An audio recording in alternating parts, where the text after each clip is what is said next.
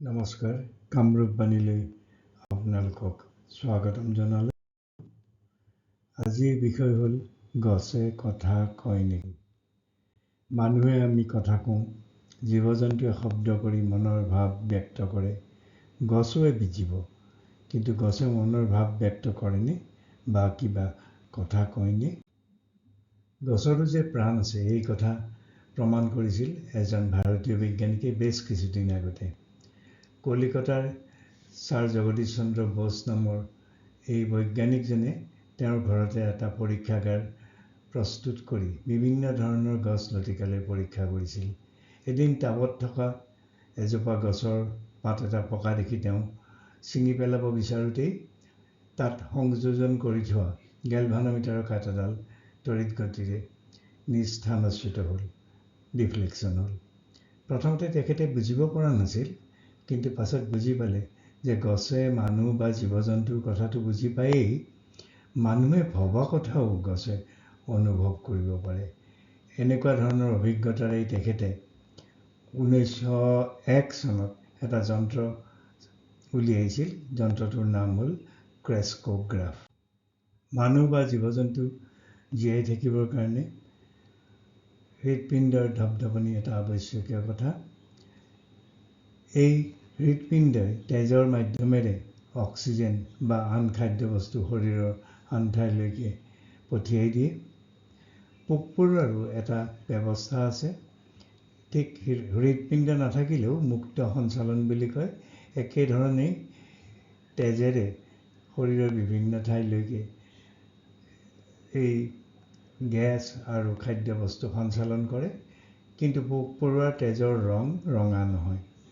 গছৰো একেধৰণৰ ব্যৱস্থা আছে।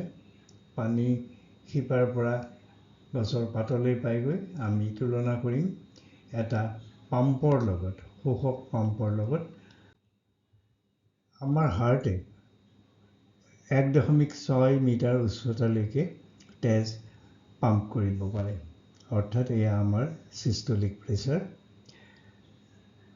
শোষক পাম্প এটাই, চাকচন পাম্প এটাই 10 মিটাৰ উচ্চতালৈকে, তাৰমানে 33 ফুট উচ্চতালৈকে পানী শোষণ কৰিব পাৰে।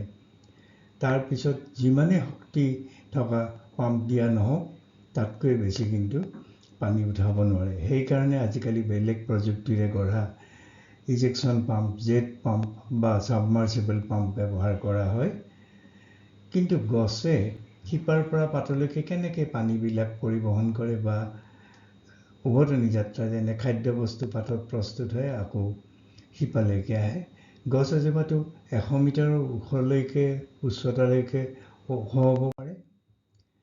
তাৰ আগতে আমি আলোচনা কৰোঁ হৃদস্পন্দনৰ বিষয়ে।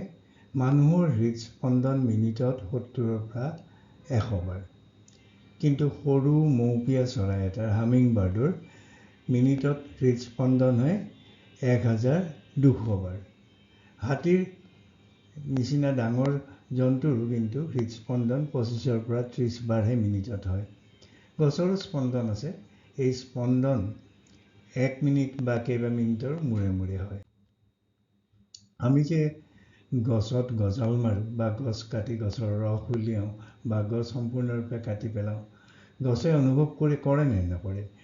গছেতো জীৱ বুলি আগতে আমি কৈছোঁৱেই, তেনেহ'লে গছেও নিশ্চয়কৈ বিষ বা কষ্ট অনুভৱ কৰে। ইয়াৰ বাহিৰেও গছৰ দায়িত্ববোধো আছে আৰু লগতে কিছুমান সামাজিক কৰ্মৰাজিও কৰে। ডাঙৰ গছে সেই গছৰ তলত থকা পুলি আদিক ছাঁ দিয়ে, খাদ্যবস্তু দিয়ে বা অন্যান্য উপাদান দি ডাঙৰ হোৱাত সহায় কৰে। আচৰিত কথা, গছৰ ভাতৃপ্ৰেমো আছে। অৰ্থাৎ এজোপা গছৰ দুটা গুটি যদি এটা টাবত ৰোৱা হয়, দুয়োজোপা গছ সমানে বাঢ়িব ধৰে।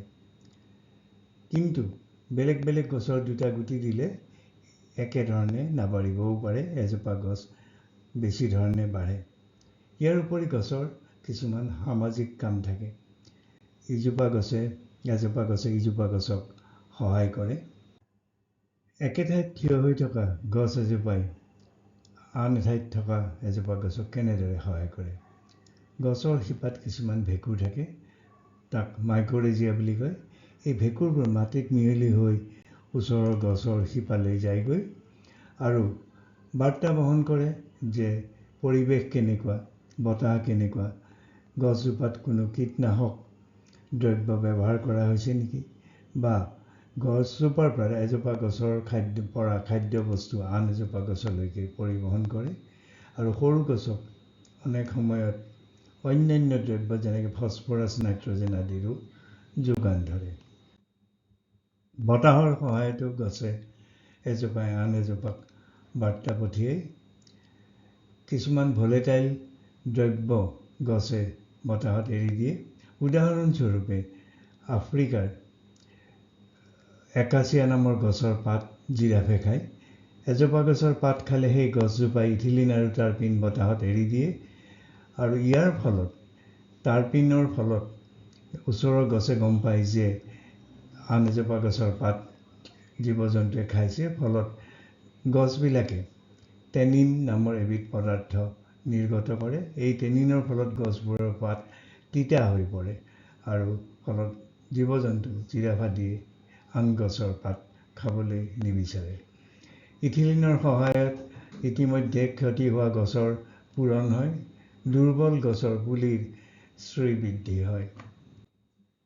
আমি আগতে কোৱাৰ নিচিনা গছে কথা কয় নে নকয়, বা গছে শব্দ কৰে নেকি?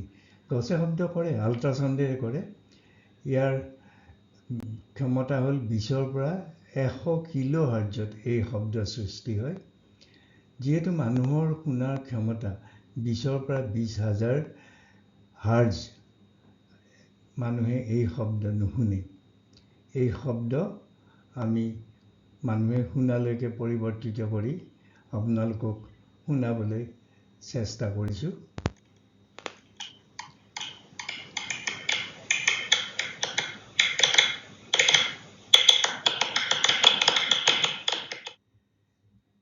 ইয়াৰ বাহিৰেও গছে পোহৰৰ জৰিয়তে ভাৱ ব্যক্ত কৰে। অকল গছেই নহয়, সকলো জীৱিত প্ৰাণীয়ে পোহৰ নিৰ্গত কৰে।